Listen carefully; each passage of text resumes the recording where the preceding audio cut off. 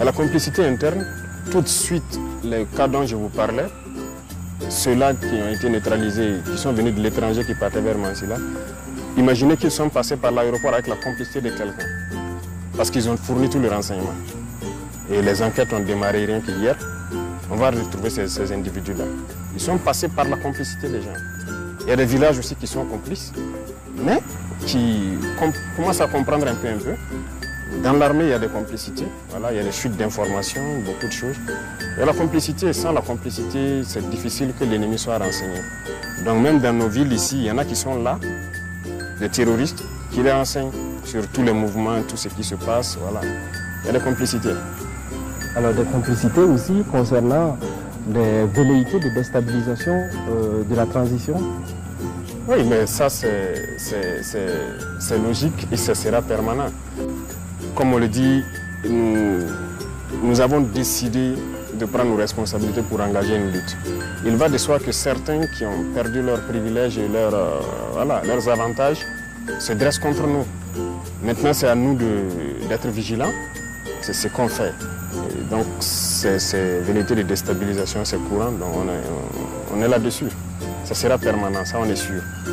Voilà. Alors, on constate également une certaine forme, j'allais dire, de campagne de diabolisation des forces de défense et de sécurité, à travers la presse internationale, par exemple. Ah oui, ça, c'est logique. Ces presses internationales se battent pour leur pays. C'est normal. Ceux-là qu'on a fermés ici, tout ce qu'ils divulguent comme information, c'est pour les intérêts de leur pays. Mais ce qui nous écœure, c'est souvent même les presses locales qui relaient ça. C'est ça qui est dangereux. Est-ce que ça veut dire qu'ils n'ont pas l'intelligence de comprendre que ceux-là sont en train de... Tout ce qu'ils publient, c'est pour l'intérêt de leur pays et qu'ici aussi on se met à le faire, c'est pas bien. Les FDS sont en train de monter en puissance. Il y a beaucoup de victoires. Aujourd'hui, on ne s'assoit pas qu'on vienne nous attaquer. On est à l'offensive, beaucoup de choses. L'armement qu'on est en train d'acquérir et tous ces équipements, ça ne leur plaît pas. Parce que nous allons réussir à vaincre le terrorisme. Pourtant, ils ont créé ça pour que nos États ne puissent pas être des États et continuer à nous exploiter. C'est nos ressources. C'est ça le problème.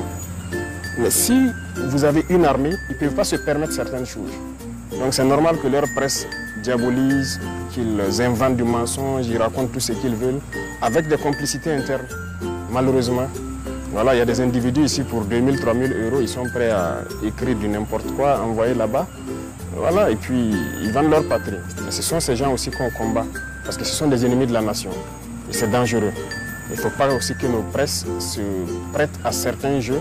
Lorsqu'ils publient des choses là-bas, nous ici on prend. Quelle est la valeur ajoutée?